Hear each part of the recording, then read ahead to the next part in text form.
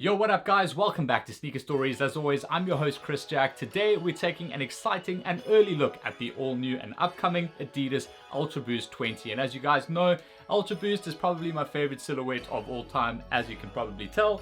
And right now I've been dying to get my hands on these. So let's check out the launch colorway and collaboration with the International Space Station on the Ultra Boost 20.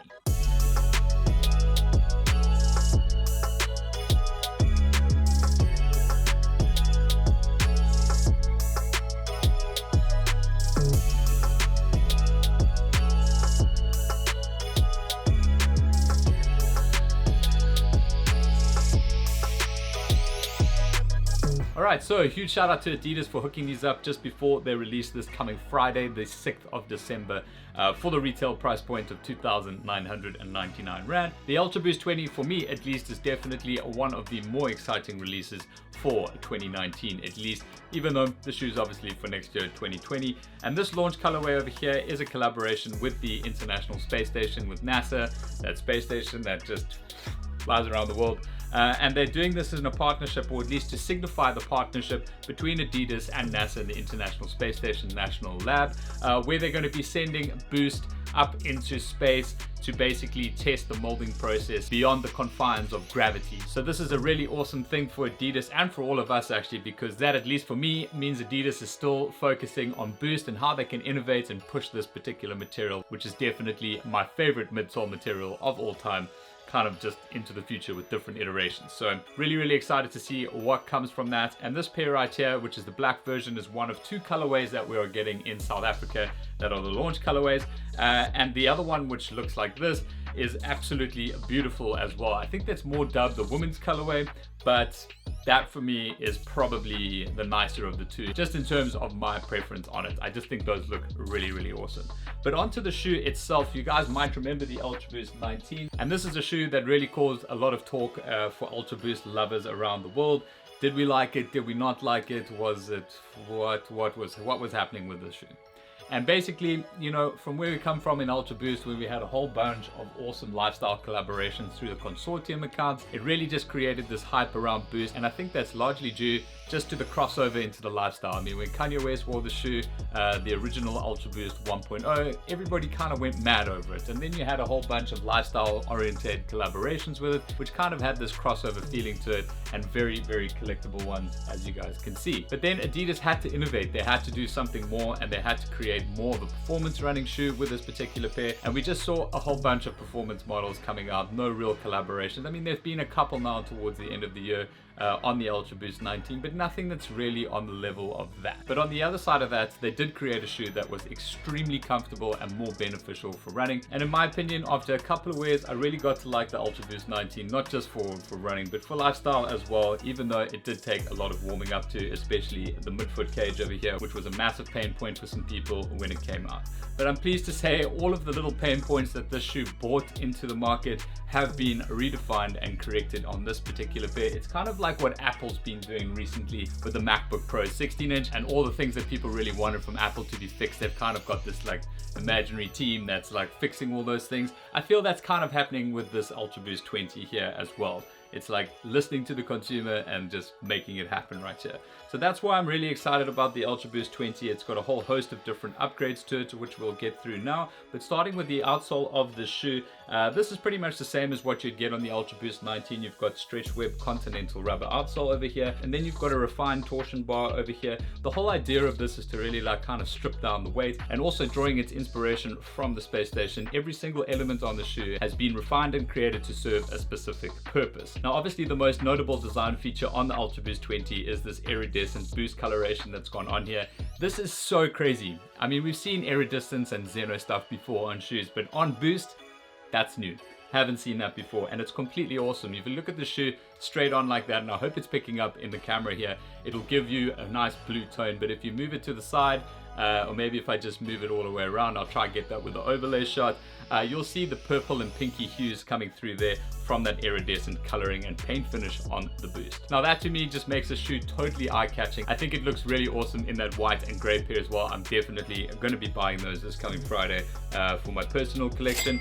Moving up into the shoe, the midfoot cage here, which was a pain point for many. And if you guys don't know what I'm talking about there, is that if you do look at the Ultra Boost 19, it was basically this piece of material right here, which just ran straight down and didn't follow the contours of the 3 stripes. So that's something that you'll always see on all different cages. It's basically just contoured to the 3 stripes. On the Ultra Boost 19 it wasn't, it just kind of looked ugly, but now that's fixed right here with the Ultra Boost 20.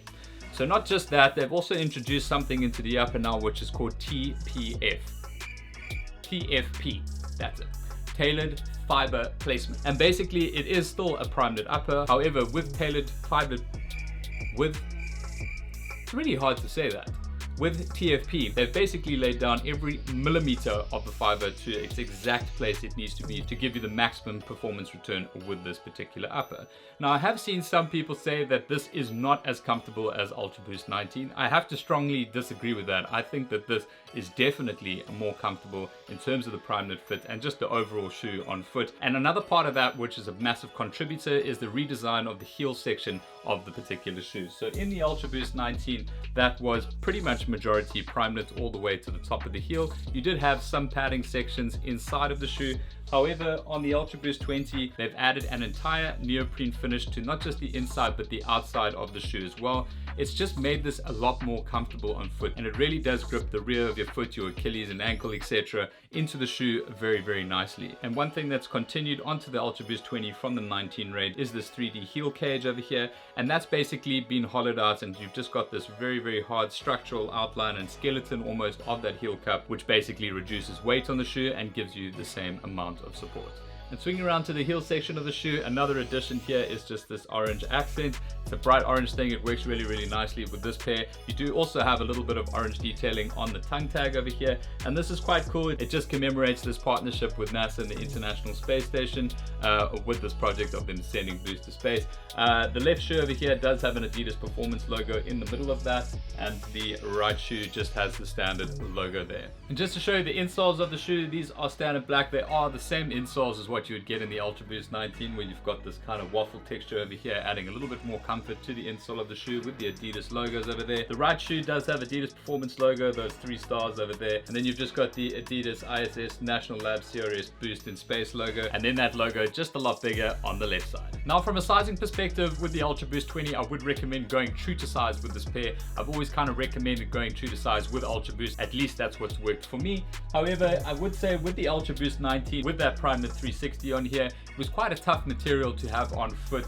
and it did get quite tight over time when running, so it might have been good for performance, but for kind of all day wear, it was a little bit tight. So I had started recommend some people taking a half size up if they had that slightly wider foot. However, with the Ultra Boost 20, I definitely get a little bit more space and flex in the upper of the shoe, so true to size is definitely what I would go for personally. And from a price perspective, as mentioned in the beginning of the review, they will be available this Friday globally and here in South Africa on adidas.co.za and Adidas concept stores for the price point of 2,999 Rand. So there's no price increase from Ultra Boost 19 up into Ultra Boost 20, which is really, really awesome. This particular pair and that grey pair will be the more limited of the colors that will release, as this is the launch colorway and the collaboration with the space station. I think this is a really awesome one to have. Call it the OG of the Ultra Boost 20.